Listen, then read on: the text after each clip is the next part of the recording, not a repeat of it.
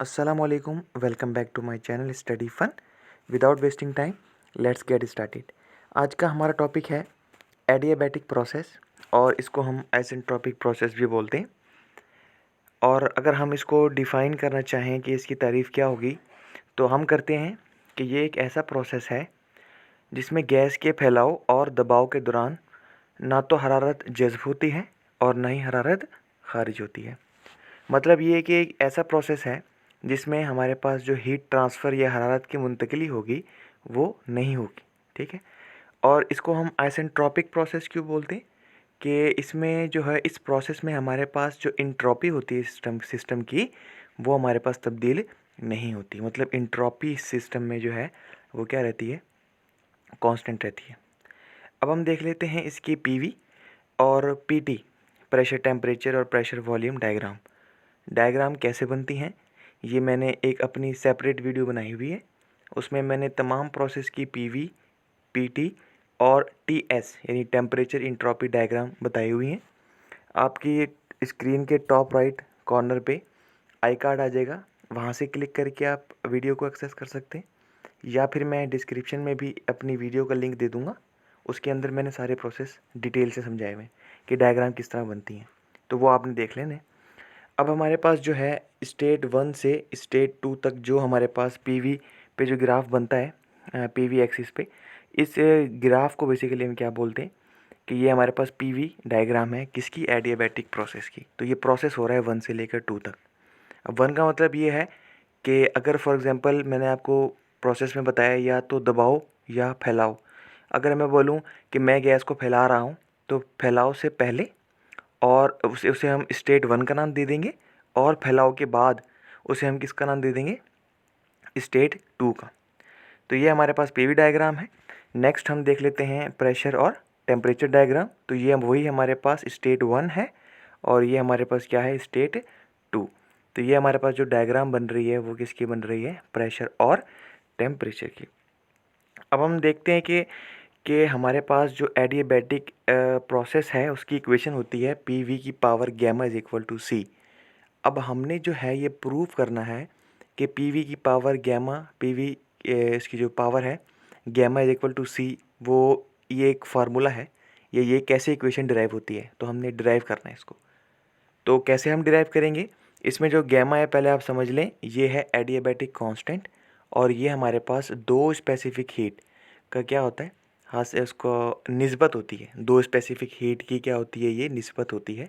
यानी कि specific heat at constant pressure और specific heat at constant volume, इन दोनों की अगर हम निस्बत लेते हैं तो ये हमारे पास किसके बराबर होती है, एडियाबैटिक इंडेक्स यानी गैमा के। और हवा के लिए इसकी वैल्यू कितनी होती है, 1.4। नेक्स्ट हम देखते हैं कि हमने इसको प्रूव करने के लिए सबसे पहले सहारा लिया किसका, फर्स्ट लॉ ऑफ थर्मोडायनेमिक्स का। यहाँ Q हमारे पास हरारत है और U हमारे पास इंटरनल एनर्जी है और W हमारे पास क्या है, वर्क। तो फर्स्ट लॉ ऑफ थर्मोडायनेमिक्स क्या बोलता है कि मुहैया करदा हरारत जो दी जाती है सिस्टम में वो उसकी इंटरनल एनर्जी, अंदरूनी तवानाई में क्या करती है, इजाफा करती है, और साथ कुछ जो सिस्टम होता है वो वर्क भी करता है। अब ये आपको पता है कि जो हीट ट्रांसफ़र होती है यानी हरारत जो होती है वो मुंतकिल नहीं होती एडियाबैटिक प्रोसेस में। तो इस वजह से हमने जो यहाँ हीट है उसको क्या कर दिया है, जो हरारत है उसको ज़ीरो पुट कर दिया है। और साथ हमने क्या किया है, जो राइट हैंड साइड वाला एक्सप्रेशन था उसको लेफ़्ट हैंड साइड पे, और जो लेफ़्ट हैंड साइड वाला एक्सप्रेशन था उसको राइट हैंड साइड पे ला के इसको इक्वेशन नंबर 1 का नाम दे दिया। अब हम देखते हैं कि इंटरनल एनर्जी का फार्मूला क्या होता है, M C V delta T, M C V D T, ये मैं पहले पढ़ा चुका हूँ। एम हमारे पास मैस है जो भी हमने ली है गैस, और सी वी हमारे पास क्या है, specific heat at constant volume, और डी टी टेम्परेचर में तब्दीली। और साथ वर्क डन का फार्मूला भी पता है आपको, वो क्या होता है, पी डी वी, और इज इक्वल टू हमारे पास क्या आ गया, ज़ीरो। अगर हम आगे चलें तो हमने क्या किया, इस प्लस पी डी वी जो कि लेफ़्ट हैंड साइड पे था उसको इक्वेशन के राइट हैंड साइड पे ले गए और उसको हमने माइनस कर दिया, जो कि राइट हैंड साइड पे शिफ्ट हुआ है तो प्लस का साइन माइनस में तब्दील हो गया है। और ये भी आपको पता है लेफ़्ट हैंड साइड पे जो एम सी वी है डी टी के साथ क्या हो रहा है, मल्टीप्लाई हो रहा है। इसको हम राइट हैंड साइड पे जाके क्या करेंगे, डिवाइड करवा देंगे। तो ये हमारे पास इक्वेशन नंबर 2 हो गई। अब हम दूसरी इक्वेशन जिसे हम बोलते हैं खसूसी गैस मसावात या फिर इंग्लिश में बोलते हैं करैक्टरिस्टिक्स गैस इक्वेशन, ये क्या होती है? P V is equal to M R T. यहाँ पी प्रेशर है, वी वॉल्यूम है, एम जो है मैस है गैस का, और जो आर है वो क्या है? Characteristics gas constant. और इसके अलावा जो टी है बेसिकली वो क्या है? टेम्परेचर। हमने क्या किया? दोनों तरफ डेरिवेटिव यानी डिफरेंशियल ले लिए। अब हमें पता है कि डेरिवेटिव जब दो वेरिएबल प्रोडक्ट में हो तो हमारे पास प्रोडक्ट रूल लगता है। तो हमने यहाँ प्रेशर को फर्स्ट फंक्शन और वॉल्यूम को सेकंड फंक्शन माना है। तो अगर हमने डेरिवेटिव लेना है या डिफरेंशियल लेना है तो कैसे लेंगे? पहले हमने क्या किया? फर्स्ट फंक्शन को लिखेंगे हम। तो फर्स्ट फंक्शन हमारा प्रेशर है तो फर्स्ट फंक्शन वैसी का वैसी, डेरिवेटिव ऑफ सेकंड फंक्शन हमारे पास वॉल्यूम था तो यहाँ हमने सेकंड फंक्शन का वॉल्यूम ले लिया, प्लस सेकंड फंक्शन वैसी का वैसी, तो सेकंड फंक्शन वॉल्यूम था उसको हमने वैसी का वैसी लिखा और मल्टीप्लाई कर दिया किससे? फर्स्ट फंक्शन के डेरिवेटिव से। तो क्या किया हमने? फर्स्ट फंक्शन वैसी का वैसी, सेकंड फंक्शन का डेरिवेटिव प्लस सेकंड फंक्शन वैसी का वैसी, फर्स्ट फंक्शन का डेरिवेटिव इज इक्वल टू, अब यहाँ m और r, m क्या है? जो हमारी गैस है उसका मैस है वो कांस्टेंट रहेगा, तब्दील नहीं होगा, और r जो है वो भी हर गैस, जो भी हमने गैस ली है उस गैस के लिए क्या रहता है? वो मुस्तकिल यानी कांस्टेंट रहता है। तो इसलिए हमने इन दोनों m और r को डेरिवेटिव से या डिफरेंशियल से बाहर निकाल लिया है और सिर्फ डिफरेंशियल जो है टी पे मल्टीप्लाई कर दिया, क्योंकि टेम्परेचर क्या हो रहा है? तब्दील हो रहा है। अब हमने क्या किया है? इधर जो हमारे पास था वी डी पी, इसको हमने सिंपली क्या किया है? जो राइट हैंड साइड वाला एक्सप्रेशन था उसको लेफ्ट हैंड साइड पे ले गए और लेफ्ट हैंड साइड को राइट हैंड साइड पे, सिर्फ ये किया हमने और कुछ नहीं किया।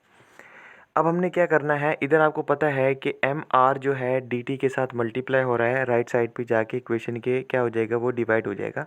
और इस इक्वेशन को हमने क्या नाम दे दिया? तीसरी इक्वेशन का नाम दे दिया।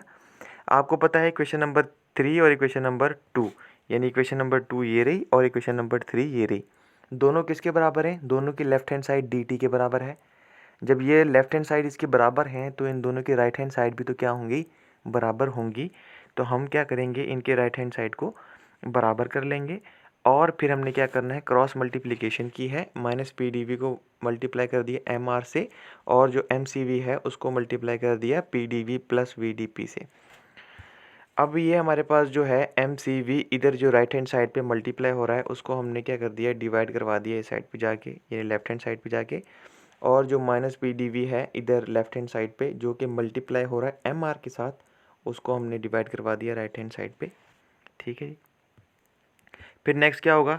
हमने पता है हमें आर जो है करैक्टरिस्टिक्स गैस इक्वेशन, ये मेयर्स इक्वेशन होती है, बराबर होता है C P minus C V के। इधर आर की वैल्यू हमने सिंपल आर की वैल्यू क्या कर दी है? इधर पुट कर दी है। क्लियर होगी बात? और हमने क्या किया है? जो पी डी वी है उसको हमने इस माइनस पी डी वी के साथ और इस वी डी पी को माइनस पी डी वी के साथ क्या करवाया? डिवाइड, यानी कि दोनों को, पी डी वी को भी माइनस पी डी वी से और वी डी पी को भी माइनस पी डी वी से क्या कराया? डिवाइड करवाया है। पी डी वी से कैंसिल हो गया और हमारे पास क्या हुआ कि इधर जो मैस है basically C P minus C V के मल्टीप्लिकेशन में, और नीचे वाला सी वी के साथ मैस है वो कैंसिल हो जाएंगे, उसको हमने कैंसिल कर दिया। सी पी को सी वी के साथ डिवाइड कर दिया और इसी तरह इस सी वी को भी सी वी के साथ क्या कर दिया? डिवाइड कर दिया। फ्रैक्शन का रूल है ये और कुछ नहीं। जब पी डी वी से कटा तो हमारे पास क्या आ गया? 1, और साथ माइनस था तो माइनस का साइन आ गया। और जो एक्सप्रेशन आपके पास है मैं इसको बताता हूँ, ये वाला एक्सप्रेशन, इसको मैंने सिर्फ थोड़ा सा सिंप्लीफाई करने की कोशिश की है। वॉल्यूम को डिवाइड कर दिया मैंने डी के साथ, और डी पी जो है इधर change in pressure, D P को मैंने क्या कर दिया? पी के साथ सिर्फ ज़रब दे दिया। सिर्फ मैंने थोड़ा सा इसको सिंप्लीफाई किया और कुछ नहीं, इक्वेशन वही है। अब आपको पता है C P divided by C V किसके बराबर होता है? क्योंकि ये स्पेसिफिक हीट की क्या है? निस्बत है, और ये एडियाबैटिक कांस्टेंट के बराबर होता है। तो इसको हमने गैमा लिख दिया। सी वी से कट जाएगा तो हमारे पास -1 आ जाएगा, और हमारे पास क्या होगा कि आपको पता है इधर भी -1 है और इधर भी -1 है, दोनों -1 से कैंसिल हो जाएंगे। क्यों? क्योंकि राइट हैंड साइड वाला जो -1 है वो लेफ्ट हैंड साइड पे जाके प्लस हो जाएगा और ये दोनों कैंसिल हो जाएंगे। तो हमारे पास इक्वेशन ये आएगी। फिर हमने क्या किया? इस माइनस वी डी वी जो कि इधर मल्टीप्लाई हो रहा है D P divided by P के साथ, उसको मैंने क्या कर दिया है? उधर जाके जो डी वी है उसको मल्टीप्लाई कर दिया है और जो वी है उसको क्या कर दिया है? डिवाइड कर दिया है। ठीक है जी। तो ये डी वी जो है बेसिकली मल्टीप्लाई हो गया इस गैमा के साथ, और जो इधर वॉल्यूम था वो बेसिकली क्या हो गया, डिवाइड हो गया इस गैमा के साथ, और कुछ नहीं किया। अच्छा, अब हमने क्या किया है, हमें पता है कि जो माइनस लगा हुआ है इसके साथ, अगर इसको मैं लेफ्ट हैंड साइड पे ले जाऊँ तो ये प्लस हो जाएगा, तो इक्वेशन की राइट हैंड साइड पे 0 आ जाएगा। अब मैंने क्या किया है, सारी जगह पे इंटीग्रेशन ले लिए डेरिवेटिव को ख़त्म करने के लिए। अब आपको ये पता है जो गैमा है ये कांस्टेंट है, क्योंकि इसका नाम ही एडियाबैटिक कांस्टेंट है, तो ये तब्दील नहीं होता, इसको इंटीग्रेशन से बाहर निकाल लेना है। और integration of change in volume divided by volume होती है नेचुरल लॉग ऑफ वी, और integration of D P divided by P की जो इंटीग्रेशन होती है वो नेचुरल लॉग ऑफ पी होती है। और इंटीग्रेशन ऑफ ज़ीरो वो उसका जवाब क्या आता है, कांस्टेंट आता है। नेचुरल लॉग की एक प्रॉपर्टी है कि अगर किसी वेरिएबल के साथ जो है ये कोई भी टर्म मल्टीप्लाई हो रही हो तो वो क्या होता है, उस वेरिएबल की पावर बन जाती है। तो हमने सिर्फ क्या किया, इस गैमा को मैंने इस वॉल्यूम की क्या बना दिया है, पावर बना दिया है इस नेक्स्ट प्रोसेस में। नेक्स्ट स्टेप में हम क्या करेंगे, आपको पता है जब दो नेचुरल लॉग आपस में क्या हो रहे हो, प्लस हो रहे हो, तो उनके वेरिएबल को नेचुरल लॉग कॉमन ले लेते हैं, उनके वेरिएबल को क्या करा देते हैं, मल्टीप्लाई करा देते हैं। तो इधर मैंने वही चीज़ की है कि जो इधर वेरिएबल कौन कौन सा था, पी था और वॉल्यूम की पावर आर था, ये दोनों वेरिएबल थे, नेचुरल लॉग प्लस में थे। मैंने नेचुरल लॉग की प्रॉपर्टी लगाई, प्रॉपर्टी क्या बोलती है कि इन दोनों को मैंने क्या कर देना है, मल्टीप्लाई कर देना है।